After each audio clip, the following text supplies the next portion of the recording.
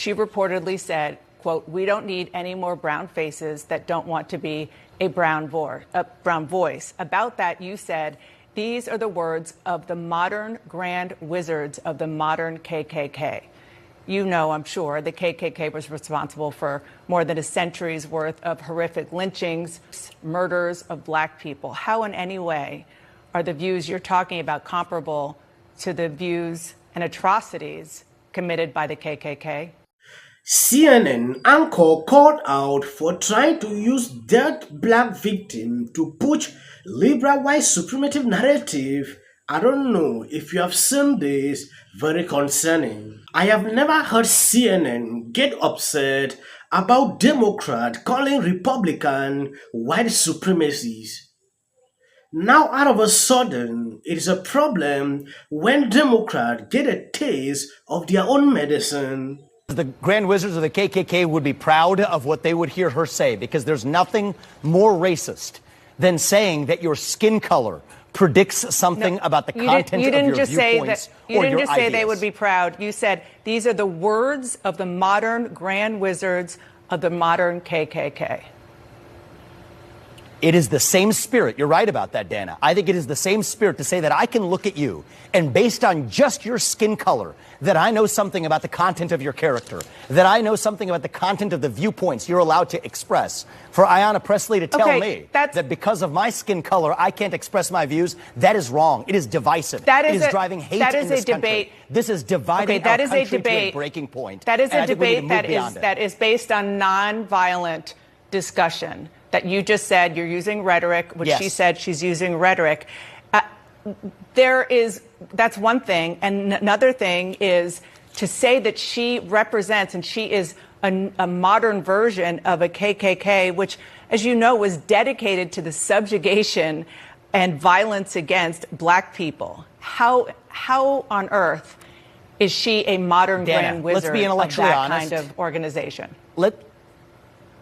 Let's be intellectually honest and get to the heart of what this debate ought to be about. There is a worldview that says that the remedy to past discrimination is present discrimination, that if you're black or brown, you have to have a particular point of view. That's from Ibram Kendi. That's from Ayanna Pressley, the people I quoted in my speech yesterday. But can you have an intellectually honest conversation when you accuse her of being a Grand Wizard of the KKK? Can you have that intellectually honest discussion with that kind of rhetoric? Yes, I can, Dana, because the point I'm highlighting is that even the people who, in good spirit, we all agree that the KKK was an awful organization that is a toxic stain in our national history. So given that we can start from that point of agreement, now that allows us to say, well, who actually sounds more like that organization today? The people who are calling for more racial discrimination on the basis of skin color. So, yes, I think that is an intellectually useful starting point for a provocative discussion that we need to have in this country. The whole point is the KKK wasn't just about rhetoric. We have to speak openly. They lynched people. They murdered people. And that was wrong. Simply that was obviously wrong. Wrong. Okay, so again, that is obviously a wrong thing. If you want to have an intellectual discussion, do you think that maybe comparing her to the Grand Wizard and the notion of what she said to being a modern leader of the KKK was maybe a step too far, or you stand by what you said? I stand by what I said to provoke an open and honest discussion in this country. This person wrote, "How can anyone have an intellectual honest conversations when one side can't move past a single strategic phrase? How can anyone debate and reach a consensus if one side is hurting everything, demanding you renounce your own word?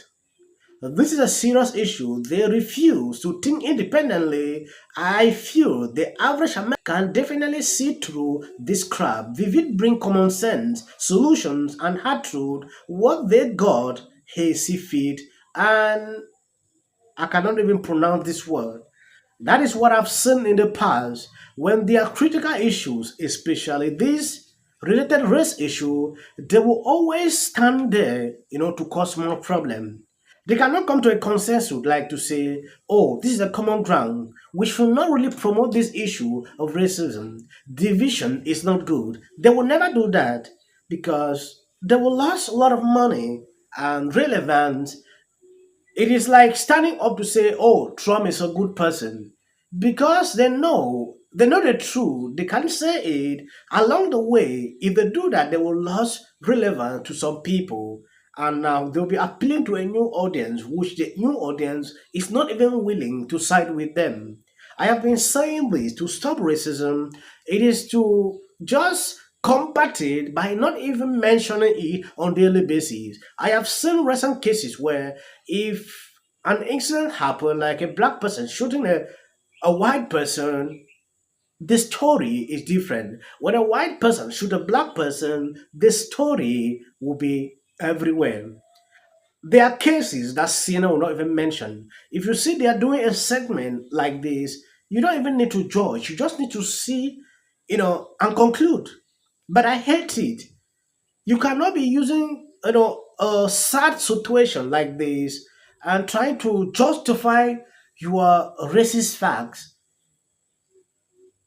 This issue of white supremacy, it is always a problem to me sometimes when I'm even doing videos on this because I get triggered. There has never been a single day CNN stood take grounds to call out Democrat calling Republicans white supremacists. There has never been a single day Democrat will do this.